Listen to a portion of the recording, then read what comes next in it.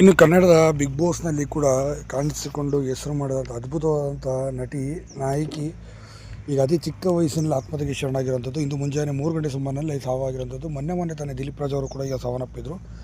ಈಗ ಇದೇ ಸಂದರ್ಭದಲ್ಲಿ ಈ ನಟಿ ಕೂಡ ಈಗ ಸಾವನ್ನಪ್ಪಿರುವಂಥ ನಿಜಕ್ಕೂ ಕೂಡ ಒಂದು ರೀತಿ ಶಾಕಿಂಗ್ ಅಂತಲೂ ಕೂಡ ಇದನ್ನು ಹೇಳ್ಬೋದು ಸ್ನೇಹಿತರೆ. ಹೌದು, ಇದು ದೊಡ್ಡ ಮಟ್ಟಿಗೆ ಆಘಾತಕಾರಿಯಾದ ಸುದ್ದಿ. ಹಾಗಾದ್ರೆ ಯಾರಪ್ಪ ಈ ಕಲಾವಿದ ಅಂತ ನೋಡೋಣ ಬನ್ನಿ. ಹೌದು, ಇವರು ಬೇರೆ ಯಾರೋ ಅಲ್ಲ, ಇತ್ತೀಚೆಗೆ ಉಪೋಳಿಕಾರ ಸಿನಿಮಾದಲ್ಲಿ ಕೂಡ ನಟಿಯಾಗಿ ಕಾಣಿಸಿಕೊಂಡಿದ್ದಂಥ ಜಯಶ್ರೀ ಅವರು ಬಿಗ್ ಬಾಸ್ ಸೀಸನ್ 7ರಲ್ಲಿ ಕೂಡ ಕಾಣಿಸ್ಕೊಂಡಿದ್ರು. ಆ ಸಂದರ್ಭದಲ್ಲಿ ಸುನಾಮಿ ಕಿಟ್ಟಿ ಜೊತೆ ಅತಿ ಹೆಚ್ಚಾಗಿ ಫ್ರೆಂಡ್ಶಿಪ್ ಕೂಡ ಮಾಡಿಕೊಂಡಿದ್ರು. ಒಳ್ಳೆ ಟ್ರೆಂಡಲ್ಲಿ ಕೂಡ ಇದ್ದರು ಅಂತಲೂ ಕೂಡ ಹೇಳ್ಬೋದು. ಇನ್ನು ಈಗಿದ್ದಂಥ ಸಂದರ್ಭದಲ್ಲಿ ಸದ್ಯ ಈ ಕಲಾವಿದೆ ನಟಿ ಒಂದು 3-4 ಸಿನಿಮಾ ನಾಯಕಿಯಾಗಿ ಕೂಡ ಅಭಿನಯಿಸಿದರು. ಬಿಗ್ ಬಾಸ್ ಸೀಸನ್ 7ರಲ್ಲಿ ಸುಮಾರು 60 ದಿನಗಳ ಕಾಲ ಇವರಿದ್ದರು. ಇನ್ನು ಈ ಥರ ಇದ್ದಂಥ ನಟಿ ಇತ್ತೀಚೆಗೆ ಅವಕಾಶಗಳ ಕೊರತೆಯಿಂದಾಗಿ ಮತ್ತು ಸಾಕಷ್ಟು ಸಾಲ ಮಾಡಿಕೊಂಡಿದ್ದರಿಂದಾಗಿ ಆತ್ಮಹತ್ಯೆಗೆ ಶರಣಾಗಿದ್ದಾರೆ ಅಂತ ಹೇಳಲಾಗುತ್ತೆ. ಹೌದು, ಅನಾಥಾಶ್ರಮದಲ್ಲಿ ಕೂಡ ಇತ್ತೀಚೆಗೆ ವಾಸವನ್ನು ಕೂಡ ಮಾಡ್ತಿದ್ರು.